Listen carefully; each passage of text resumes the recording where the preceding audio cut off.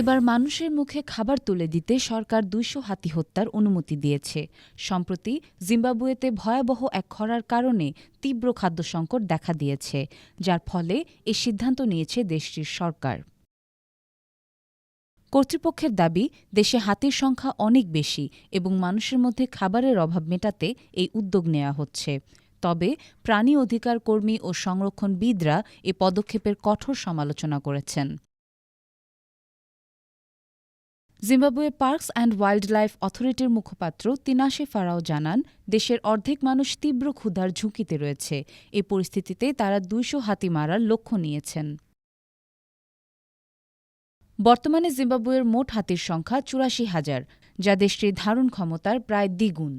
বিশ্বে বোতসোয়ানার পর জিম্বাবুয়েতে দ্বিতীয় সর্বোচ্চ সংখ্যক হাতি রয়েছে।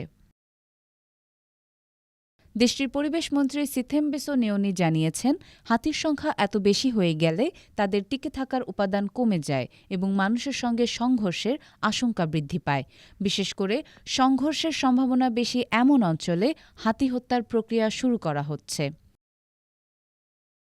মন্ত্রী আরও জানান, জিম পার্কসকে ইতোমধ্যে হাতি মারার প্রক্রিয়া শুরু করতে নির্দেশ দেওয়া হয়েছে।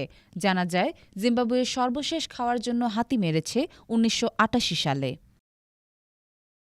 এদিকে নামিবিয়াও খাদ্য সংকটে একই ধরনের উদ্যোগ নিয়েছে, যেখানে তারা ৭০০র বেশি প্রাণী হত্যার সিদ্ধান্ত নিয়েছে। এছাড়া দক্ষিণ আফ্রিকা অঞ্চলের অন্যান্য দেশও খরার কারণে গুরুতর পরিস্থিতির সম্মুখীন হয়েছে।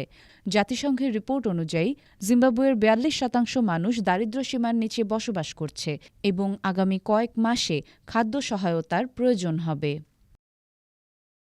রয়টার্সের প্রতিবেদনে বলা হয়েছে, এ ধরনের গুরুতর খরায় মানুষের সঙ্গে বন্যপ্রাণীর সংঘর্ষ বাড়ার সম্ভাবনা থাকে, কারণ খরায় খাদ্য ও পানির অভাব সৃষ্টি হয়। জিম্বাবুয়েতে গত বছর হাতির আক্রমণে এ পর্যন্ত ৫০ জন মানুষের প্রাণহানি ঘটেছে।